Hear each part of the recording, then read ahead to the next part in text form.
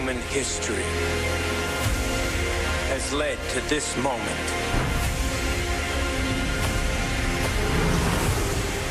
This is our last stand. And if we lose,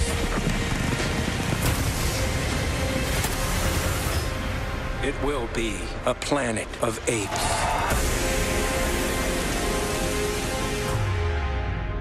I was a fan of the series from a child. Like I wanted to be an ape so badly, and you know, when I saw Rise, I was particularly drawn to it because I'd never had that level of emotional identification with a CG character, and that really blew me away.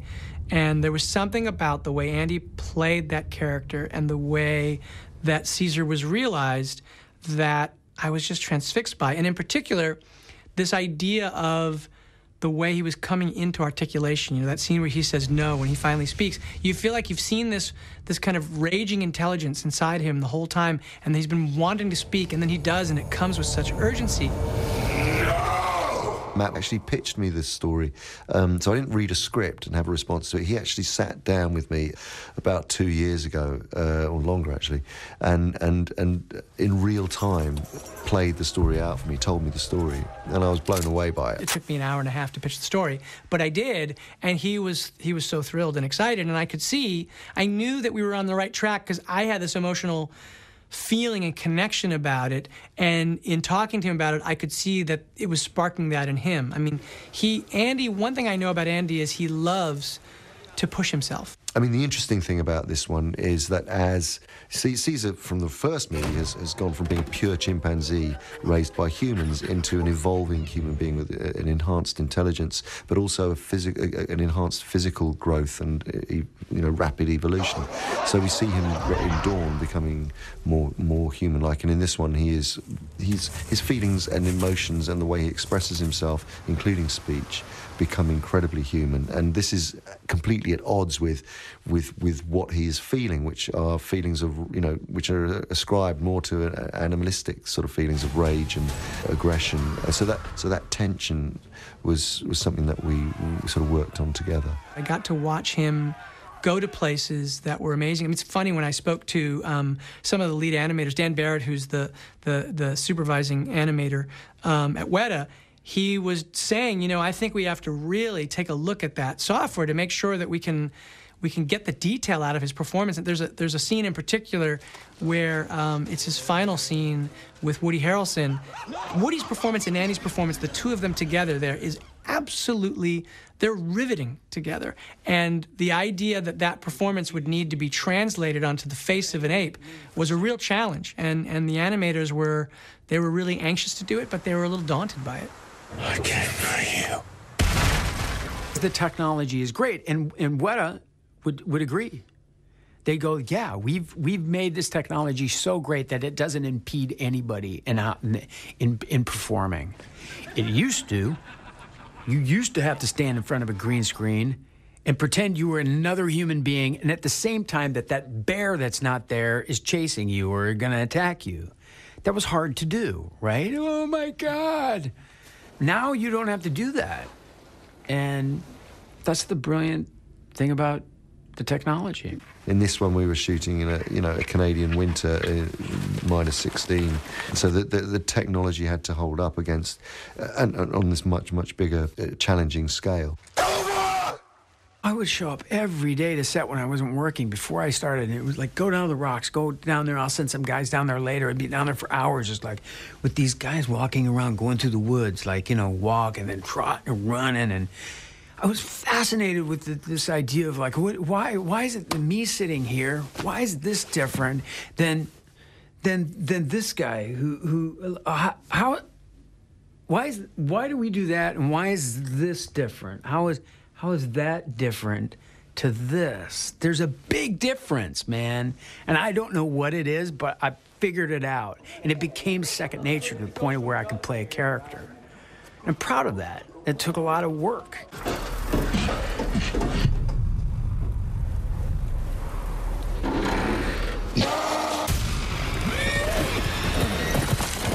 What I wanted to do in this one was to move into the realm of the mythic, to turn him into a legend, to sort of go off. And in a way, that was the idea of moving into, we go into the snow. It was the idea of going out of the Muir Woods and for the movie to become almost like a mythic fairy tale and to get very elemental. And there was something fairy tale-like about these apes riding their horses into the snow.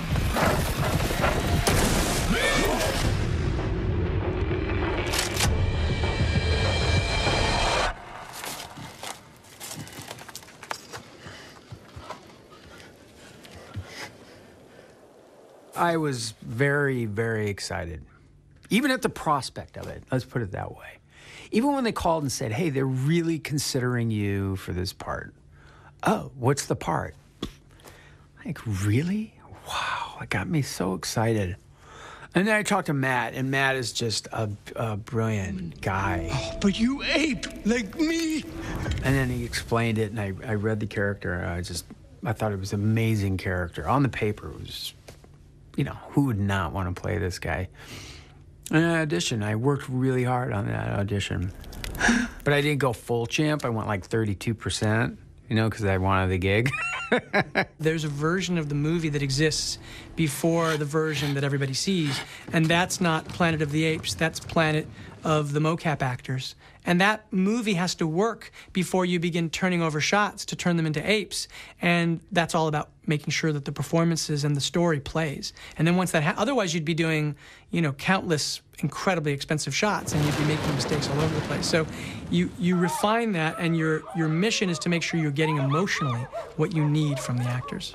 When he's on set, his focus is all drama. His focus is, he's a brilliant cinematographer as well, so he understands the shots and understands the style of photography, and he wanted to feel like this, all the shots that he chose feel like sort of, and he loves 70s movies, which have a reality to them, which aren't trying to pull the fast one over the audience or make it look fancy with fancy camera angles and where you become a bit self-conscious of the storytelling.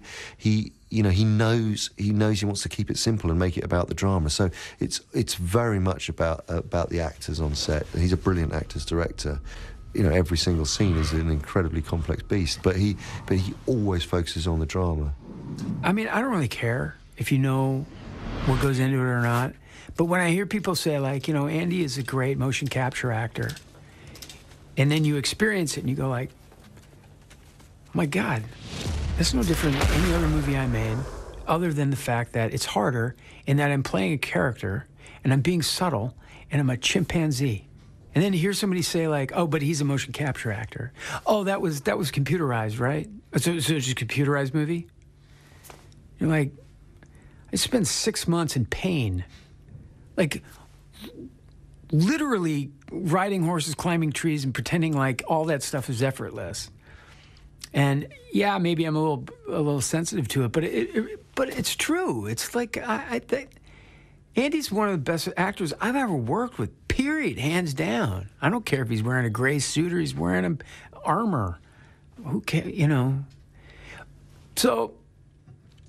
In a way, who cares? It's a great movie, and he's great. But, you kind of want it to get where credit's due.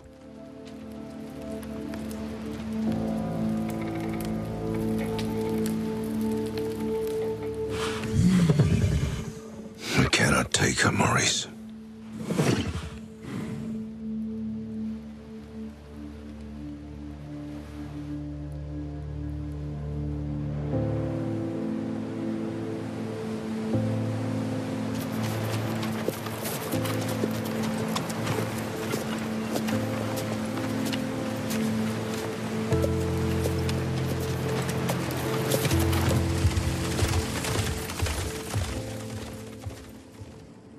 In Dawn, there was the beginnings of a proto-language, he's struggling to form words. I was wearing a mouth guard, for instance, to stop me from fully articulating sounds.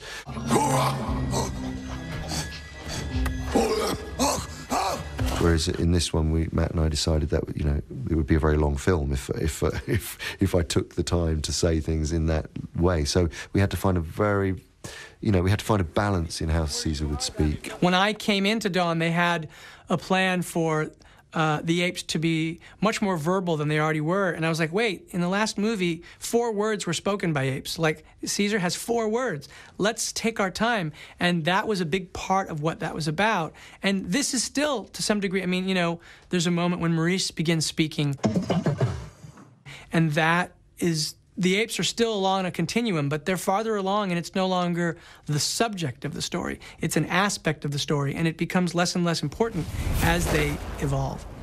If you go off the edge and you fall off the tightrope, you can sound too casual as well, and he just becomes a guy, you know, and he's chatting away, and it's because, like, you know, that would blow it completely.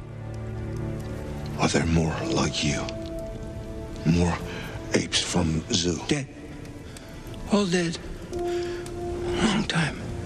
Human gets sick, ape gets smart, then human kill ape, but not me. I run. You learn to speak. Listen, human. Bad ape. Bad ape. I just knew that he would be this kind of lovable guy. I mean, he's alone, you know.